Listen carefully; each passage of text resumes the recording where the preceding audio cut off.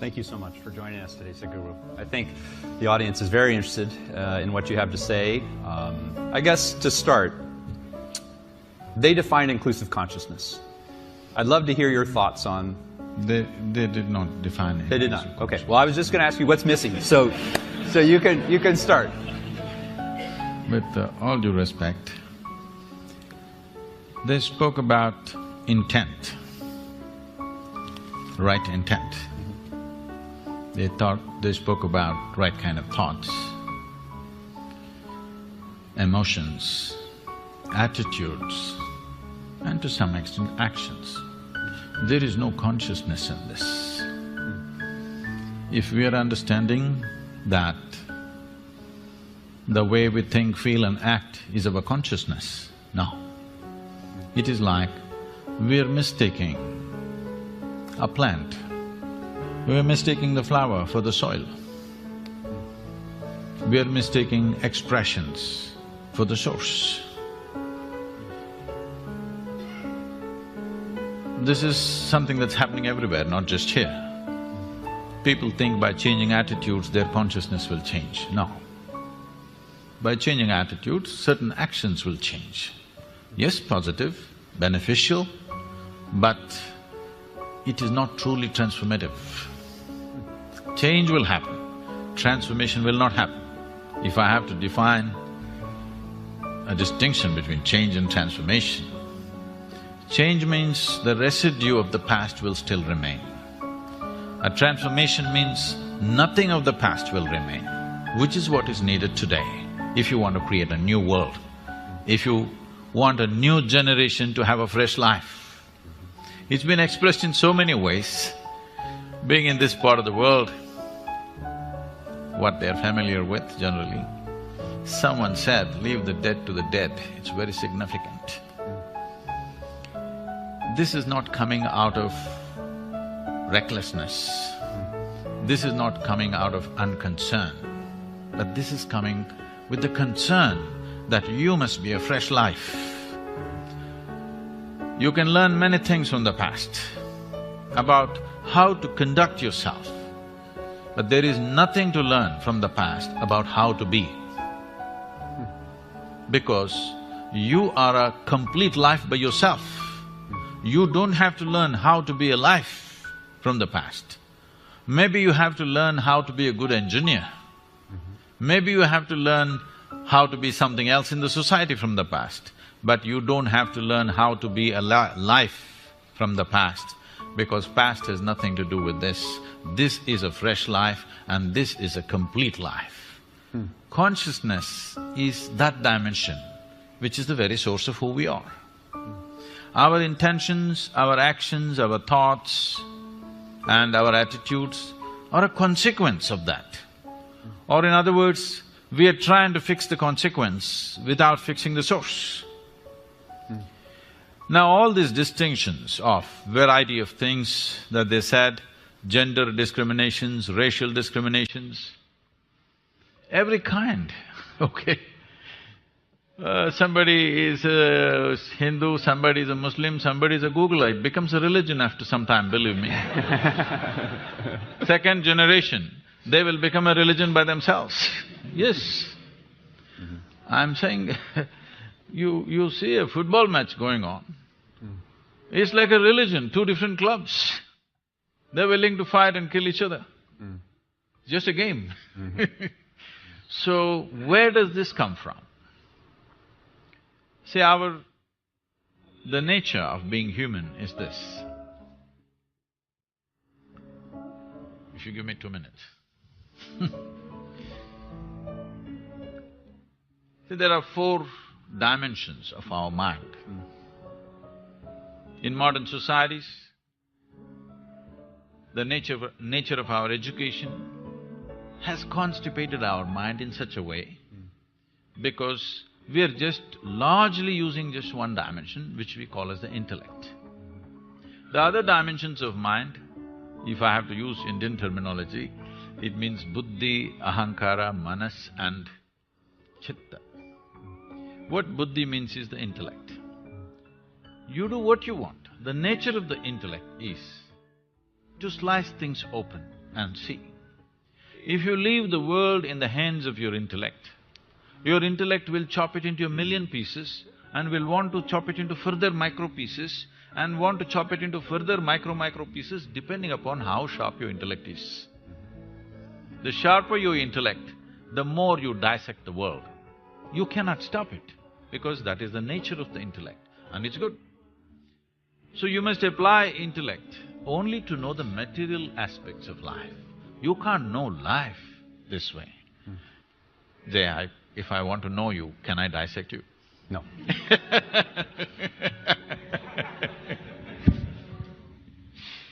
So, but if I want to know, if a doctor wants to know some aspect of you materially, what's wrong with you, he will take a biopsy and in a way, he opens it up and looks at it. It's okay on that level. But I can't know you as a person by dissecting you. I can't know you as a life by dissecting you. I can know a part of your body, maybe. Similarly, I can know parts of the world to make use of it, but I can't know life as such. So intellect has been over-eulogized. In the last 150 years, this is a European impact on the rest of the world, where we think our thought is supreme. Someone went to the extent of saying, I think so I exist or whatever. I want to ask all of you a simple question. Tell me, is it because we exist we may think? Or is it because we think we exist? Which way is it? Hello? Because we exist, we may think. Because people are in such a state of mental diarrhea all the time, non-stop it's going on, they think it's more of an existence than existence. But my head is all the time empty unless I want to think about something. So I know thought is not necessary, I can just live here without the thought. When I want, I will think, otherwise I'll keep quiet. Just like my hand, if I want, I use it, otherwise I keep it here. Similarly, you must be able to do this with your mind. Just because you lost control over your mind and you think it's everything because it's entering into every aspect of your life where it has no business. Thought has been over-eulogized by people. And the very nature of the thought is such that if you think, it must be logical. It cannot be any other way. Well, what somebody is thinking may look illogical to you, but they have found their own logic. The most extreme person that you have met, within himself or herself, they have their own logic, isn't it so? They are not speaking illogically as far as they are concerned. They have found their own kind of logic. Logic means it needs two. Logic means it needs division. Now, with logically you're trying to arrive at inclusive consciousness, it's not going to happen. Because you're using a knife to stitch. This is not going to work. If you use a knife to cut, it's efficient. You use a knife to stitch things together, you'll only tear it up further. So my thought and your thought, I'm telling you, whatever great meetings you have, conference… I've been to every kind of peace conference on the planet. What happens there? It's just short of war. After some time it heats up, on the second day anyway it's over, they all get drunk in the evening and they go home. If you make them stay there for a week, I'm telling you right there, there'll be a battle. Yes, it is true. I'm not saying this with any disdain. I made a sincere effort to participate in all these conferences at one time, believing they are going to lead to peace. But last 8 years ago, I decided I'll never again go to these events because people are professional conference attendees. They're making a living out of it. It's not about peace. So, the next dimension of intelligence is called as ahankara. Ahankara means identity. This is important, that in modern societies, we have not cultured our children to culture their identity. When I say identity, the fundamental identity for you is always your body. This racial thing that concerns him and concerns all of us. I'm darker than him, you know. I face it all the time, joyfully, But I face it everywhere I go. I have extra features which make me further discriminated.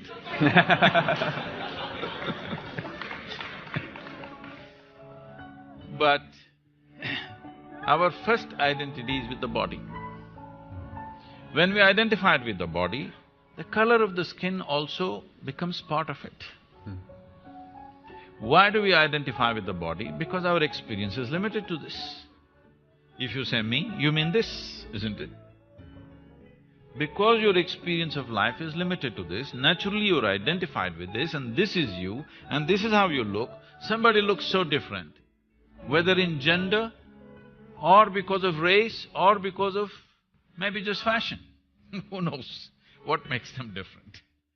But suddenly, this is me, that's you, is established. But we sit here in this hall, whatever the color of our skin, whatever our religion, whatever our gender, we are inhaling and exhaling the same air. But we have no issue. Body has no problem. But the identity has a problem. You're identified with something. We have not cultured our children right from an early age that your identity should be universal. This is something in India, traditionally, before you start education for a child, there's something called as Vidyarambham, where the first chant that they must do is that my identification with the entire cosmos. Without this, you should not give education to a child, that is the understanding. Because education is seen as an empowerment. You should not empower a person who has limited identifications. Because it doesn't matter whether it's of individual nature or of family or of community or race, religion, nation, it doesn't matter. Once you have limited identity, you will cause disharmony, you will cause cruel things, thinking you're doing the right thing. I know the debate, the source of… the debate always goes to ISIS and things like this. I want you to understand this. These people, looking at their actions, you may be sitting here, I know I'm getting into a minefield. Sitting here, all of us think these are horrible people. But you must understand this, they believe they are doing the greatest thing that a human being can do. They're working for God. There can be no better employer. Not Google, God. Who you've never prayed to. Huh? That's my problem. But I'm saying, you should have seen this, you know, I'm sure you guys can Google anything. You must see, there is a press meet that the Afghan Taliban is conducting with the international media just before United States invaded Afghanistan. All these young guys with long beards and big turbans, they're all sitting like this. And they're asking questions. Just then they had, bombed that Buddha statue and they made this thing that girls should not go to school and many other things. So these kind of questions are coming. Whatever you ask them, they say, in our book, in our holy book, our prophet, our God said this, we're just doing that. I was just watching these guys, I had tears in my eyes. These are wonderful guys. These are guys who are willing to die for what they believe in. But they've been screwed up by the scriptures. Yes, these are wonderful people who are willing to die for what they think is right, all right? A man who is willing to die for what he thinks is right is a great man, but look at the consequence. Simply because of limited identity. So this ahankara, this identity is what wields the intellect. If you hold the right identity, from an early age, if it's brought into us that your identity is with the entire cosmos, because nothing happens here without everything's involvement in you. We are sitting on this round planet which is spinning and moving at a great speed in the middle of nowhere. You don't know where it begins, where it ends, this thing. And look at us sitting here and talking. How many forces in the existence are keeping you and me in place on this chair? So there is no way we can exist without the involvement of all this. But talking about this intellectually is not going to help, because if you try to understand intellectually, you're using a knife, further you will divide. So there is another dimension of intelligence within you which can make you come to an experience of this. The next dimension of intelligence is called as manas. Manas means it's a huge silo of memory. There are 8 types of memory in this. I'll just name them, I'll not go into this. These 8 types of memory are referred to as elemental memory, atomic memory, evolutionary memory, karmic memory, sensory memory, and in the karmic memory there are 2 types. One is called sanchita and prarabdha. There is a bank of memory which determines the very shape and size of your body. There's another one which is right now in play. So 2 dimensions of karmic memory. Inarticulate memory, that there is memory but you can never articulate, but it's finding expression. When you see a chair, you know this is where you should sit, not there. You didn't think about it because there is a memory in you that this is where you must sit. When you see a glass, you know this is how you must hold. This is not simple. Without this knowledge, you cannot do this. There is an enormous memory which allows you to do almost everything automatically because an inarticulate memory is constantly in action.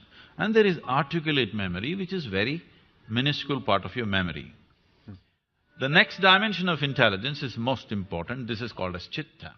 This is an intelligence without an iota of memory in it, unsullied by memory.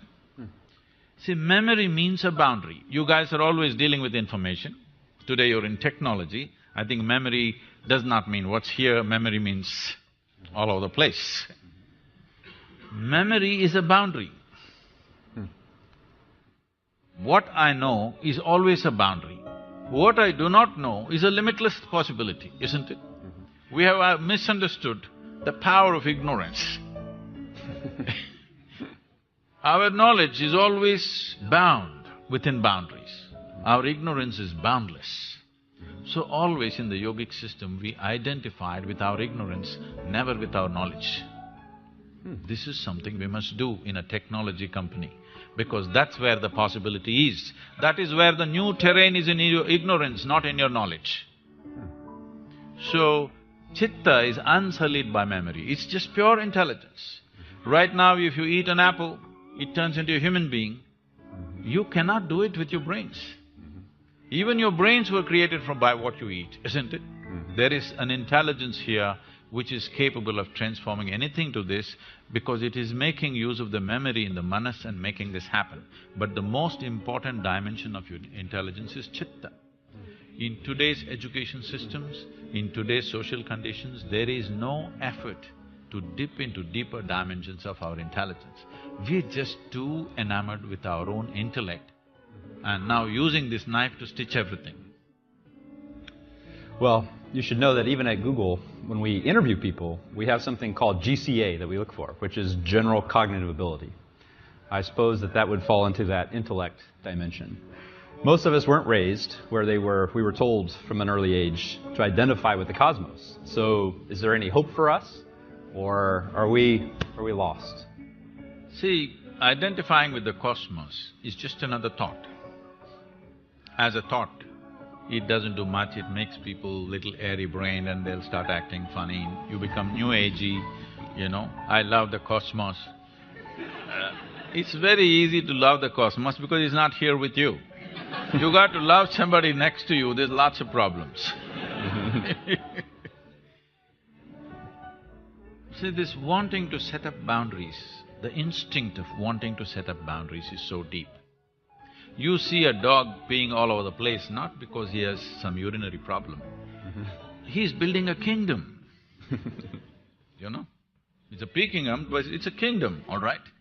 He's building a kingdom. Every human being also doing the same thing because there are 2 dimensions of your intelligence. One is designed to create self-preservation. One aspect of your intelligence is designed for self-preservation, which is your intellect. The chitta, that dimension of the intelligence is designed to make you expand. Once you have come as a human being, this is your issue fundamentally. Whoever you are, whatever you are right now in your life, you want to be something more. If that something more happens, you want to be something more. If that something more happens, you want to be something more. I'm sure you guys want to set up Google Maps for Mars. Yes, if that happens for the entire universe, if it's possible. Because this is the nature of being human. There is one dimension which always wants to expand, another dimension which always wants to build walls. You build a wall, you feel safe.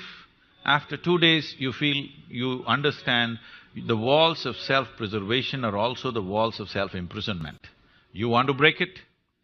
You break it and you put a new wall there and you think this is great, this is freedom. After some time you feel that's not it and you want to expand it. These two dimensions are not opposing each other, they are not diametrically opposite to each other. They are complementary. There is only one thing about you which needs preservation, that's your physicality. This body must be preserved, because if you break it, you can't fix it. Everything else in you right now, suppose I take out all your thoughts, all your emotions, all your ideas, all your philosophies, all your belief systems and thrash them right here, break them into pieces. You can come up with fresh thoughts, fresh emotions, fresh belief systems, fresh philosophies, just like that. So all those must be every day put into the… what do you call them? The shredder. You must have a pulverizer, because shredder means they'll go again, pick it up and fix it. You must have a pulverizer for yourself before you go to bed. Today's ideas, today's thoughts, today's belief systems, today's experiences, you must leave the dead to the dead. Let me challenge that, because I thought something that Pavni said was very interesting. And she said almost the wound becomes the healer, or sometimes you hear the wounded become the healer. So you can take some of that. Can't you not transform some of those things that have been difficult and use that energy, use your intellect to do something for good? See, the experience of life can cause two things. All this is nice when small things happen. When really major things happen to you, the wounds are so big for people, they don't heal in a lifetime, many of them, okay? So, the choice is just this. The experience of life, whatever happens to us, you can either make it into a wound or into wisdom. You can either become wise or you can become wounded. If you become wise, you will become a solution. If you become wounded, you will also become one more problem. It's a choice we have.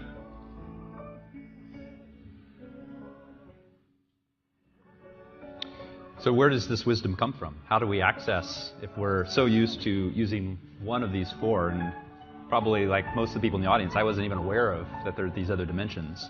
What's a starting point? What's a way to access beyond the intellect? See, it's like this. Right now there is water in this glass. This is definitely not you, yes? Yeah. But if you drink it, it becomes you. What is it that you did with this water, that something that's not you became you? When you say inclusiveness, this is all you're talking about. Something that is not you, you want to make it a part of you in some way, isn't it? So this is right now not you, but if you drink it, it becomes you. So what is it that happened technically for you is just this. Right now, I'm asking you, you take your right hand, all of you, take your right hand and touch your left hand. Is that you? Hello? Touch the chair on which you're sitting. Is that you? How do you know this? What is the basis of this? How do you know this is me and this is not me? Here there are sensations, here there are no sensations. Or in other words, what you're saying is, whatever is in the boundaries of my sensation is me, whatever is outside the boundaries of my sensation is not me, isn't it? Right now this is not me. If I drink it and include it into the boundaries of my sensation, this becomes me, isn't it? Now, the boundaries of your sensations are such that if you make your life energies very exuberant, you will see they will expand. If it happened to you, suppose, it should have happened to many of you, there was a moment in your life when you felt so joyful, tears came to you. Did it happen to you? You were so joyful or loving, tears came to you. At such a moment, if you take your hand and just put it 6 to 8 inches away from your body, right here, you will feel sensations. If such things did not happen to you, I can do something horrible to you so that you experience something. We can chop off your right leg. If you chop off your right leg, the leg is gone, but still the sensory leg may remain intact for a period of time. You heard of this phantom leg?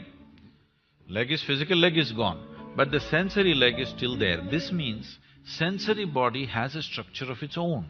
If your energies become very vibrant and exuberant within you, your sensory body all expands.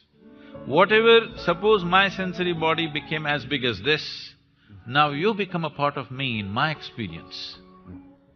If it became as big as this hall, all these people become a part of me in my experience, because my sensory body has stretched. We can do a small experiment. You okay to be a guinea? Hello? Yeah. What we will do is, with your eyes closed you have to do this, but right now observe me. What you do is, with your eyes closed, just rub this briskly like this for 2 minutes, let me say, 1 minute. And briskly.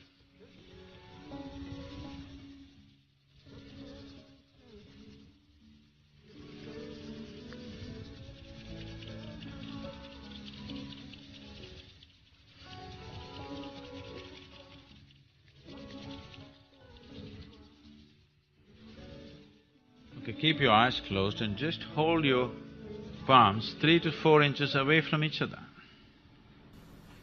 with your eyes closed.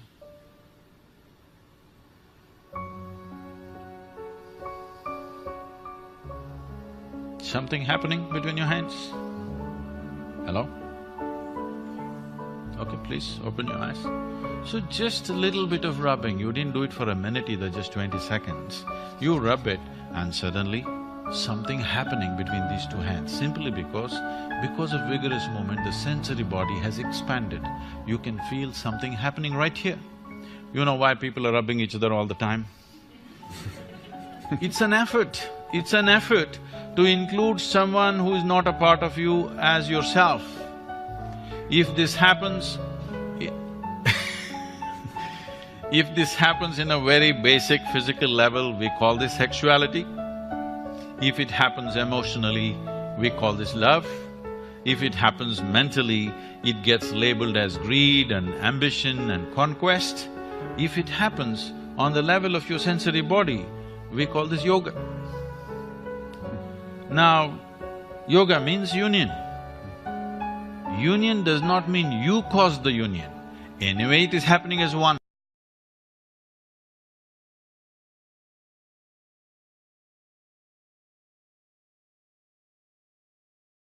Why you want somebody close to you, why you want a loved one in your life is, somewhere you want to loosen